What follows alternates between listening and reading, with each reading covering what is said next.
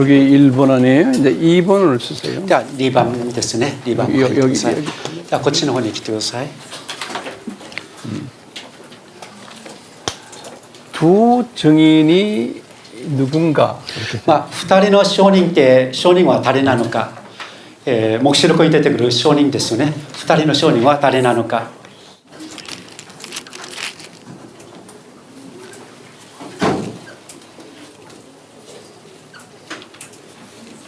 누군가 이렇게 해놓고요. 그 다음에 2人の証人は誰か。 되게 여기 계시록 では黙示録の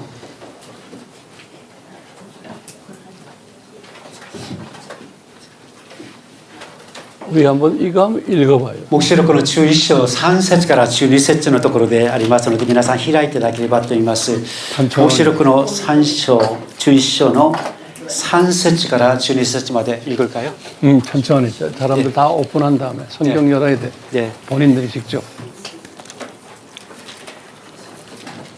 3から12節のところで、曽我部さん読んでいただいた方がいいね。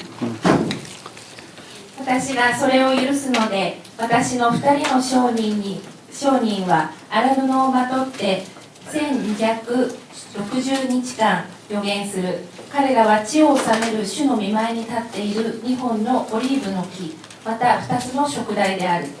もし誰かが彼らに害を加えようとするなら、彼らの口から火が出て敵を焼き尽くす。もし誰かが彼らに害を加えようとするなら、必ずこのように殺される。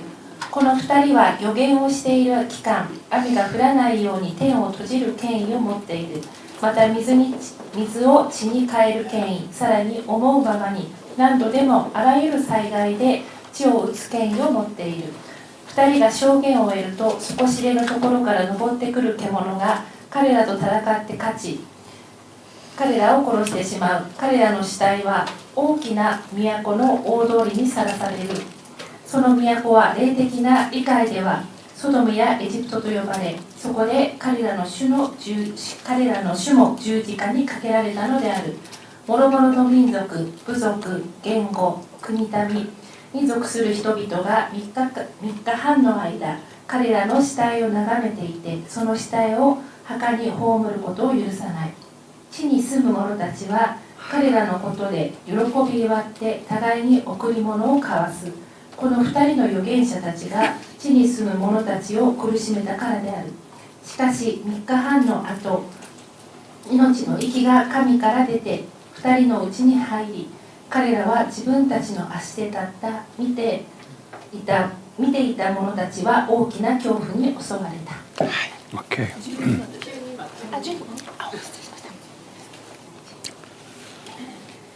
2人は天から大きな声がここに登れというのを聞いた。そして彼らは雲に包まれて天に昇った。彼らの敵たちはそれを見た。 이거 굉장히 우리 신학적으로 이거 해석이 굉장히 힘든 성경 부분이에요. 神学的に解釈しづらい難解なところでございます。 근데 제가 아주 쉽게 설명해 드릴게요. それを分かりやすくできる分かりやすく説明させていただきます。 준비됐어요? 準備はよろしいでしょうか。 야, 여기다 이제 1번 이렇게 써요. 第1番ですよね。 1번.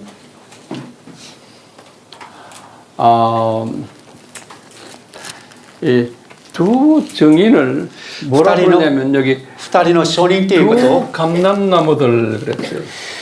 2人の証人についてどう呼んでるかしまったら、これはオリーブの木ということを出ていますよね。 그리고 또 두 촛대 그랬죠. 2本のオリーブの2本のオリーブの木と、そして2つの燭台というものに出ております。 같은 말로 그냥 우리가 두 감람나무 그렇게만 알고 계세요. それをですね、2本のオリーブの木ということで分かっていただければと思います。 그러면 이 두 감람나무는 누군가 했어요. 2本のオリーブの木は誰なのか。 두 감람나무는 누군가? 2本のオリーブの木は一体何者なのか。그 답이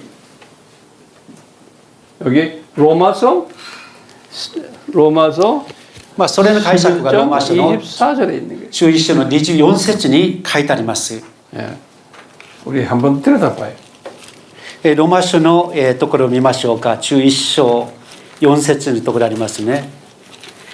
ではローマ書の中1の24節を読ませていただきます。あなたが本来の野生であるオリーブから切り取られ、元の性質に反して栽培されたオリーブにつなぎされたのであれば、本来の栽培された枝であった彼はもっとたやすく自分の元のオリーブにつなぎされるはずです。 우리 선교사님, 거기 첫 번째가 뭐라고 물어보세요. 最初のオリーブの木というものは何でしょうか。それは野生のオリーブですね。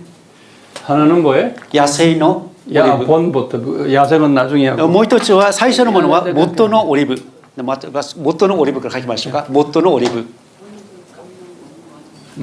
본 올리브예요. 元のオリーブと書いてますよね。 그다음에 여기는 또 야생 올리브. もう一つは野生のオリーブですよね。本当のオリーブと書いてます。聖書は元のオリーブと書いてますね。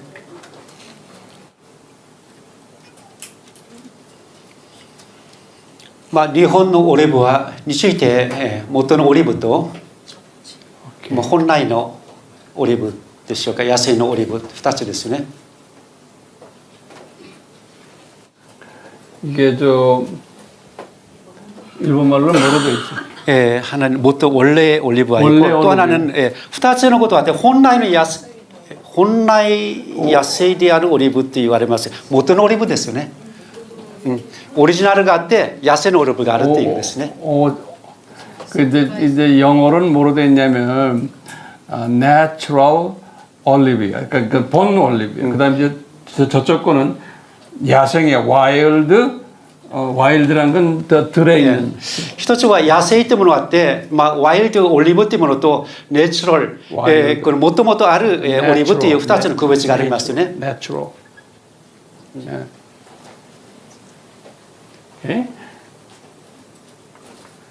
이제 이 로마서 11장에 가서 그 유대인 이야기를 하면서 이제 그런 얘기하는. ローマ書の11章によるとユダヤ人の話、異邦人の話の中でこういう内容が出ております。 이건 사도 바울이 지금 본 이야기인데. これは使徒パウロの話ですよね。 이 요한의 묵시록에서 또 본 거예요. その内容につきましては黙示録でヨハネが見たことでもあります。 요한의 묵시록에서는 뭐로 봤냐면 두 증인으로 본 거예요. でヨハネは2人の証人としてそれを見てるわけですよね。 왜 두 증인이라고 그러냐면 요한이 볼 때는 이 사람들이 전도하는 사람들이 그래서 증인이라고 그러는 거예요. なぜ証人ということを言ってるんでしょうか。証人というのは証人というのは伝えるもの、イエス様の証人みたいですね。証人ということで伝えるものという理解なんですよね。 그건 나중에 자세하게 내가 말씀드리지만 또 보세요. 자세하게 나중에 말씀드릴게요. 詳しいことは後ほど申し上げますけど、 요 본 올리브 추리는 누구냐면 이거 정확하게 말하면 저 유대인인데 で元のオリーブは一体何者でしょう 여기 か。 유대인 중에서 여기에서는 こ 뭘 れはユ 얘기하냐면 ダヤ人ですけど、 이 14만 4천 메시아닉 유대인을 말하면 14万4千人のメシアニックのユダヤ人ですよね。14万4千人メシアニックのユダヤ人。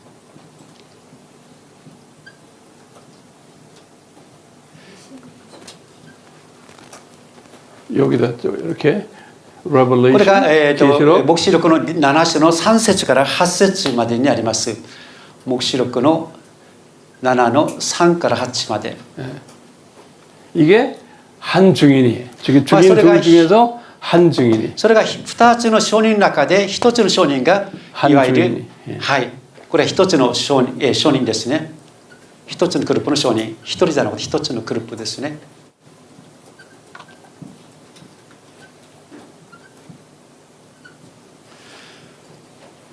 그다음에 여기 우리 야생 와일드 올리브 추리는 누굴 말해요? 野生のオリーブは誰を指してるんでしょ 이건 이방인을 う 이야기해요. それは違法人の証人です 이방인. 違法人の証人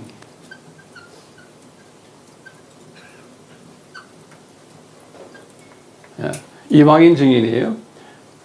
요 사람들은 이제 이렇게 둘이 있는 걸 이제 이야기했어요. じゃあ2つのグループについて語っています 그런데 근데 이제 요한계시록 여기 여기 묵시록 여기에서 先ほど黙示録の21章のところを見ましたら 여기 2番目 묵시록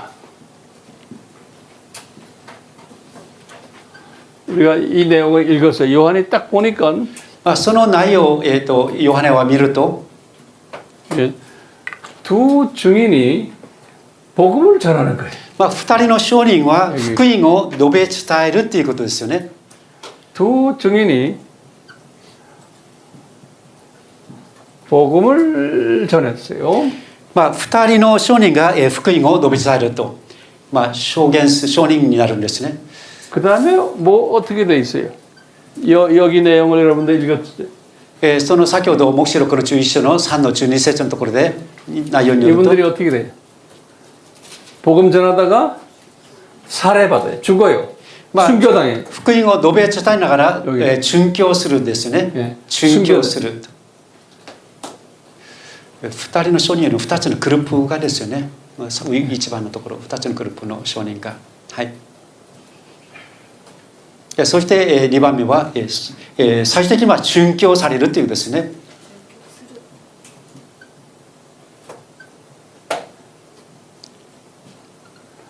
순교당하는데 우리 지금 여기 묵시록에 여기 보면은 전 세계 사람들이 이 사람들이 순교당하는 걸 다 본다고 그랬어요.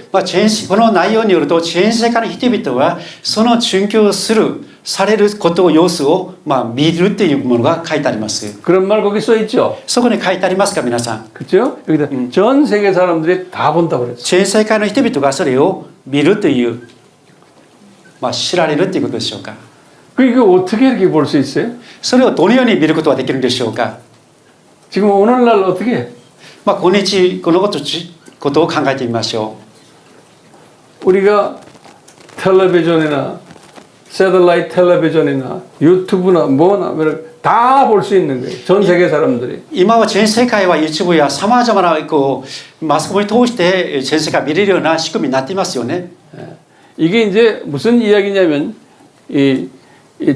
전 3년반이라는 말 이 사람들 알아요? はい全3年半という7年間の観覧の中で全3年半というものがありますね全3年半という 이게 전 3년반 때 일어나는 일들이 これが7年の観覧の中で全3年間の間に起きる出来事です 나중에 이제 제가 자세하게 설명할 거예요. 後ほど詳しく申し上げます 이것을 요한이 본 거예요. それをヨハネが幻見たわけですよね 요한이 보기를 전 3년반 때 이 두 증인이 나타나가지고 복음을 열심히 전하는 장면을 본 거예요. ヨハネが見たものは全3年半の間には2つのグループ証人が現れて全世界に福音を述べ伝えるそれで殉教する 그렇게 순교당하는 것 보고 殉教する姿を見るし 이거 세계 사람들이 다 보는 거예요. それが世界の人々がそれを知られている 그 다음에 무슨 일이 일어나요? 그 다음에 무슨 일이? 次はどういうことが起きるんでしょ 여기에 うか 보면 여기 뭐가 있어? 이 사람들이 죽었어. 그 다음에 어떻게 돼요? そういって彼らは死んだわけですよね殉教して亡くなったわけです 어떻게 돼 있어요? どのようなことを聖書書いてありますか 죽어서 살아나야 안 살아나요? で死んだ後に蘇られますよね 거기 나오죠 성경에. その聖書に皆さん出ておりますよね 그렇죠? 그러니까 이분들이 뭐는 부활한다는 소리예요. それは復活するということですね蘇る復活する 부활하는 게. 부활하고는 이분들이 지금 이 전 3년 반 이렇게 우리가 3년 반 이렇게 있잖아요. 이때 前世があって高3年半がありまして7年間の観覧です、ね、 전 3년 반 끝나면서 이때 이분들이 부활해가지고 어디 공중에서 이 공중팀들을 다 만나는 거예요. 이 예수님을 만나는 거예요. イエス様に出会うわけであります 이게 지금 공중에 예수님이 계시잖아요. イエス様は 나중에 얘기하기 空中サリンがありますよね。 여기가 부활해가지고 공중에 올라가서 예수님 만난다 이렇게 써놓으세요. まあ、空中に引き上げられて空中で蘇られて空中でイエス様に出会う。 예, 전 3년 반 끝나면서 全3年半が終わる時に終わってから、空中に、蘇られて空中でイエス様に出会う。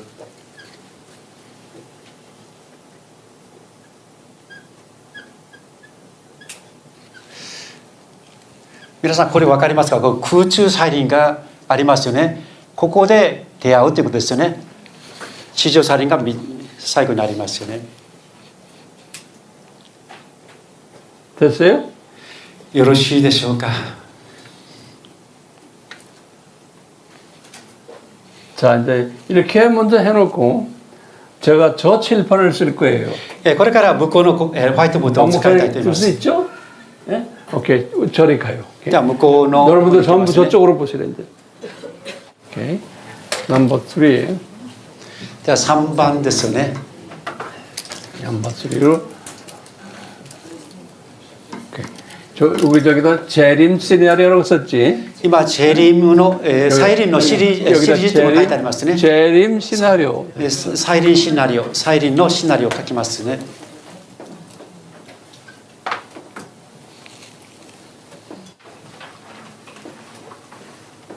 이걸 좀 공간을 크게 잡으시라고 그래요. 空間を広く皆さん、늘 用意してくださ 크게 い。 잡으셔야 돼. 조그맣게 하면 안 돼. 大きく皆さん書いてく 이 ださいね。 칠판처럼 커야 돼. このホワイトボードのように大きく皆さんスペースを準備してください。 오케이? 예. 세 페이지로. 3ページぐらいで備えてください。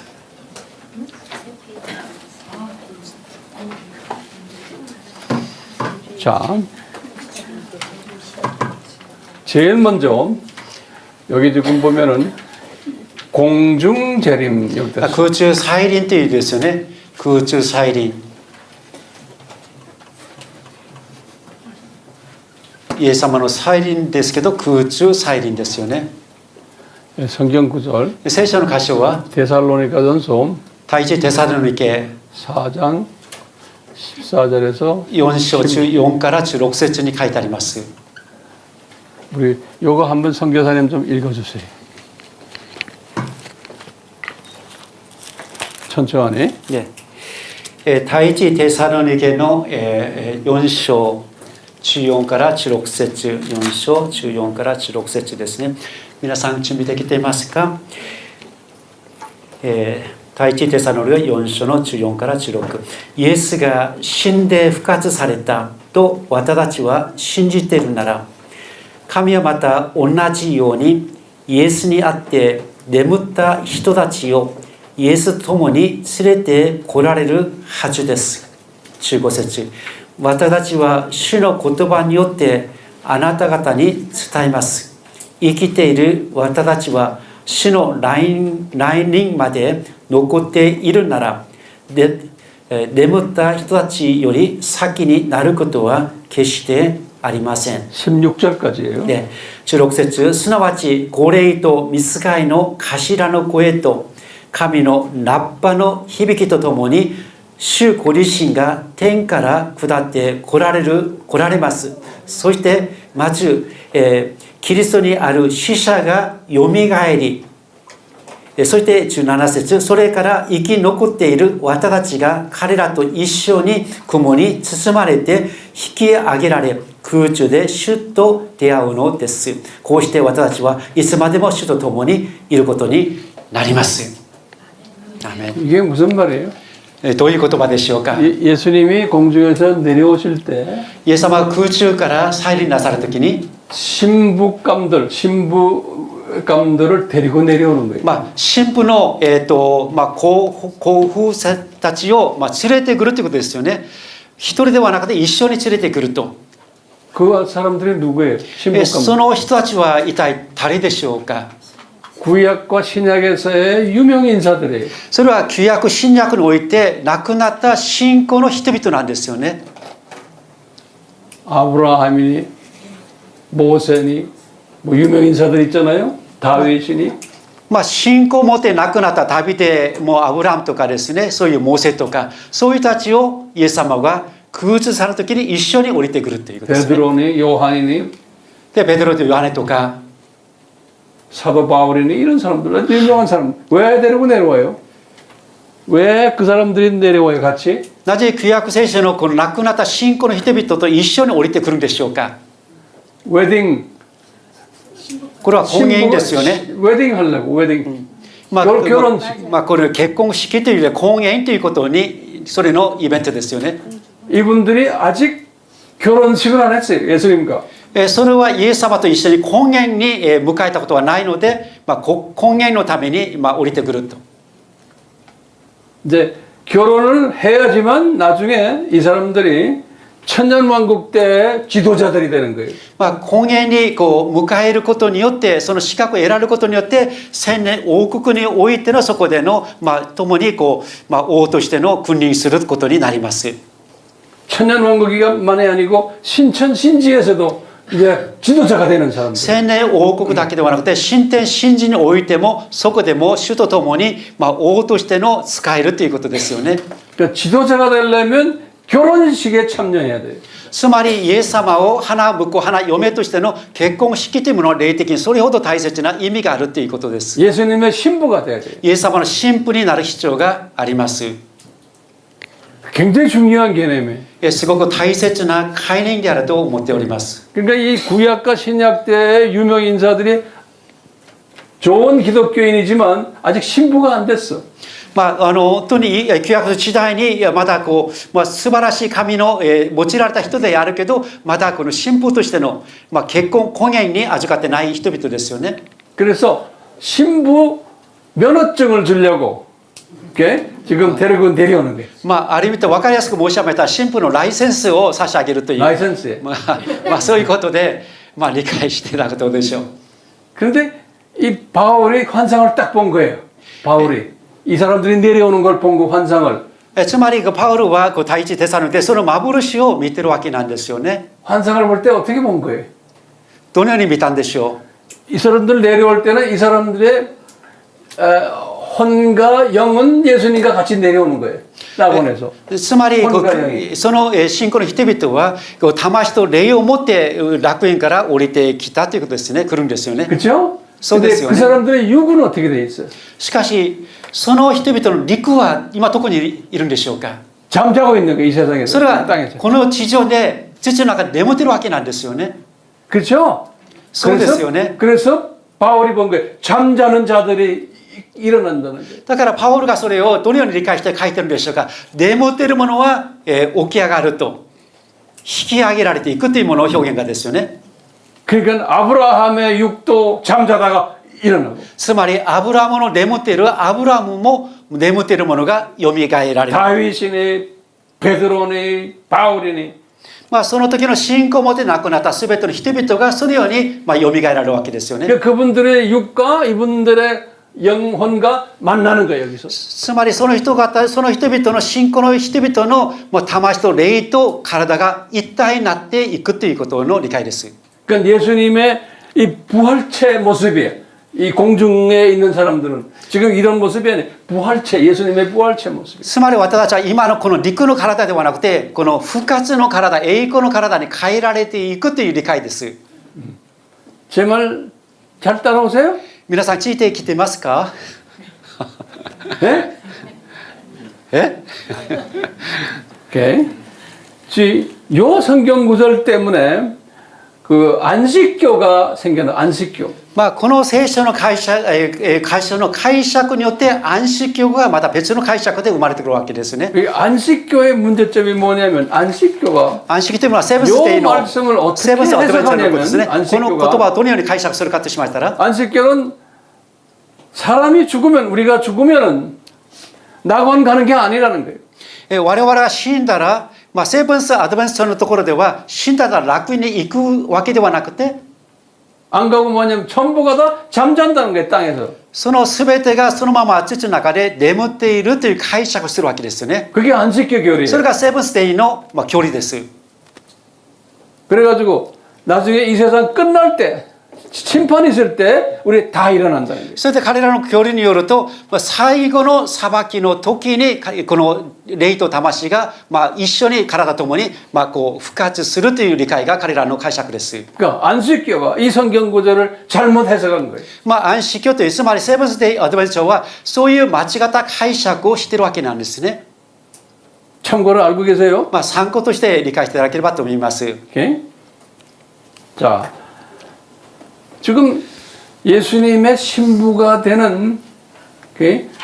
첫 번째 그룹이 이 그룹인 거예요. つまりイエス様の神父になる最初のグループ、第一のグループが上からいわゆる降りてくるという。 이걸 내가 이제 A 그룹이라고 그래요. A これを一応 A グループとして、はい申し上げたいと思 이게 い 첫 ます。 번째 그룹이에요. それが最初のグループですよね。 예. 우리는 이 그룹에 속하지는 못해. 我々はこのグループに属するわけではありません。 우리는 지금 살아 있으니까. まだ私たちは生きていますので。 자, 그리고 두 번째 B 그룹이 있는 거예요. では B グループがありまして、 여기가 이제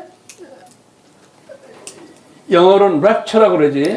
英語ではレプチャーという景 일본말로는 況という 뭐라고 불러? 主語、景況ということになりますね。景況、 景況、主語、 개익교? 예, 개익교. 여기다 줘. 오케이. 主語、景況、引き上げられるんですね。 참고로 아주 한 나라마다 이 단어가 달라. 国によってそれぞれの言葉が違うわけですけど、 이 중국 사람들은 삐띠 그래. 삐띠. 中国人は PT、 우리는 한국 사람은 휴고 그러고. 韓国人は主語。 우리는 이 단어를 이걸 쓰네. 중국 사람도 이 단어 안 써요. 어떤 이게? 韓国人も日本人は景況という表現を使っていますよね。 자, 여기 데살로니가 전서 第一テサロニケ 4장 の 17절이에요. 4章の17節に書いてあります。4章の17節を読ませていただきます。17節、それから生き残っている私たちが彼らと一緒に雲に包まれて引き上げられ空中で主と会うのです。こうして私たちはいつまでも主と共にいることになります。 아니마세. なります。ます。 이제 우리 살아있는 우리가 들림 받는 거예요, 이렇게. つまり 우리가 뒤로 올라가는 거예요. 生きている私たちは引き上げられるということがありますよね。 그런데 이것은 특별한 기독교인이지 모든 기독교인이 아니에요. そこには全てのクリスチャンが当てはまるんでしょうかしたらそうでもない。 예수님을 사랑하면서 우리가 아까 두 증인들을 봤지만 복음을 전하는 사람들이에요. つまり私たちはさっきの2人の証人ということを形見ましたけど、福音を述べ伝えるということが大切なんですね。 이게 무슨 그룹이요? それがどういうグループでしょうか。 B 그룹이에요. B こ 그룹. れが P グループ、生き残っているものが引き上げられる。 B 그룹이. 이 사람도 여기 올라갔어 이제. 예? 生き残っているものは上に引き上げられると。A グループは上から降りてくる。 그다음에 우리가 이제 두 증인 봤어요. そこで2人の証人について、2つの証人について私たちは学びました。 전 3년 반이에요. それで7年間において前3年半と後3年半がありまして、 후 3년 반이에요. 前と後3年半というものがあります。 여기에 결혼식, 婚宴、 결혼식이라고. いえいえ、結婚式という婚宴ですね。婚宴。 혼인잔치. はい。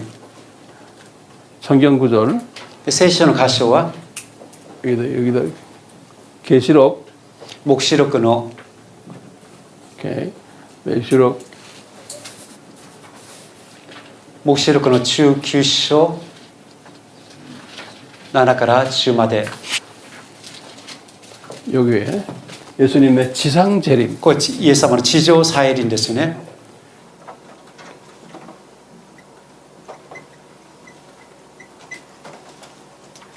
黙示録黙示録の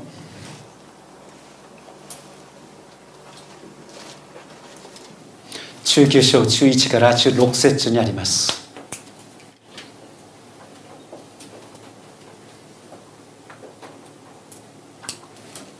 여기다 적어요. 이 기간 동안에 この期間ですね。 요 13年 기간 동안에 はい。 두 13 증인은 휴거 안 당하고 여기에 들어가서 전도를 하는 사람들 여기다 두 증인 여기다 조금 하겠어. つまりこっちは2つのグループの証人について学びました。この頃全3年半の間は彼らは景気をされることなくてここで福音を述べ伝えるグループですよね。伝道するグループ、伝道する人。 두 증인은 2つのグループの証人 휴고당하지 は 않고 휴고당하지 景気 않고 をされず景気をせず最後のこう使命を果たす福音を述べ伝えるグループだということです。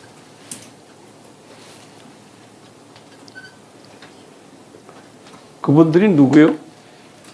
그분들이 その人々は誰 그 で 중에 しょう。 하나가 뭐예요?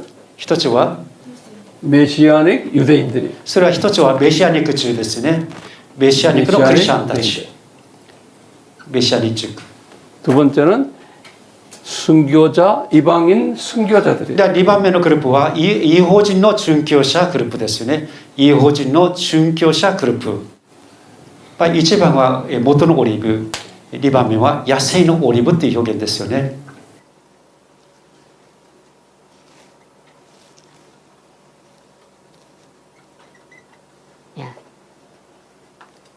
이분들이 죽었다가 이분들이 부활해가지고 그 다음에 승천해서 여기로 올라가는 거예요. つまり彼らは殉教した後にこう後ほど引き上げられて今の3年半の終わる頃前3年半のところで空中に引き上げられるというこれが 요 점산년반 끝날 때 여기 요때 3年半が終わる頃に 네. 그래서 이분들이 여기 올라간 거예요. そして上に引き上げられていきま 그러면 す。 요 14만 4천을 무슨 그룹이라고 그래요? 우리가 14万4千のグループはどういうグループ 이건 でしょうか。 C 그룹이에요. C 그룹. いわゆるこっちは殉教される殉教するグループは C グループ ABC 그 C グループ 다음에 ですね。 순교자 이방인 순교자들 D 그룹이에요. と異邦人の殉教者は T グループ。4つのグループが上でそれぞれの種類が空中で出会う。 그러니까 이 특별한 그룹들이에요. それはスペシャルなグループと言えると言います。 자, 그러면 이 혼인잔치에 몇 가지 그룹이 들어가요? では婚宴のところには、いくつのグループが入るんでしょうか。 B 그룹, C 그룹, D 그룹. そこには ABCD グループが、そこに、招かれるというわけですよね。 여기 앉아 있는 분들은 어느 그룹이? ここに座っていらっしゃる方はどういうグループに属するんでしょ 네? B? う。D 殉教者 B D? ハレルヤ 이거 봐.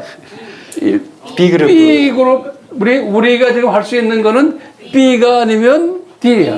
我々はできることは2つのオプションしかないんですよ。P か D か D か P ですよね。 그렇죠?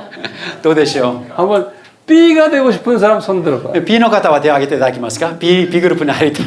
오케이. 어깨 내리세요. 殉教者がいない。 D 되고 싶은 사람 손 들어봐. T の殉教者のグループに入りたい。わあ、 오, 하나. 命をかけ 제대로 て 들어, 제대로. しっかり手を挙げてください。 오, 하나, 둘, 셋, 넷. 많아요. 저 우리 아이. 한국 팀들도 있고. 내리세요. はい。 이게 좀 신기한 게 여러분들 참고로 이제 좀 있으면 이제 밥 먹어야 되는데 命をかけるグループですよね。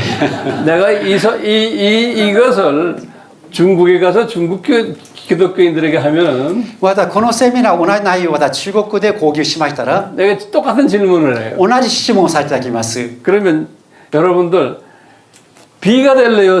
D가 될래요? 그러면 뭐라고 대답해요? 그 P 사람들? がいいですか D がいいでしょうかしたら彼らの反応はどうでしょう。 almost 90%, 90%가 다 D가 되는 거예요. 90% が D になりたい、殉教したい、命かけたい。命かけましょう。怖い。 내가 한 몇 개월 전에 베트남에 갔어. 数ヶ月前にまたベトナムに行きまして、 베트남에 가다 똑같은 이야기 해줘. 同じ講義をいたしました。 거의 100%가 다 D가 된다고. 100% が D になりたいっていう、もう命をかける 미얀마가도 똑같아. ミャンマーでも同じような反応がありました。 이 중동에 있는 우리 기독교인들 있죠? 예. 물어보면 거의 대부분이 D가 된대요. まあ中東にいるクリスチャンたちもほとんどが D のグループに入りますよね。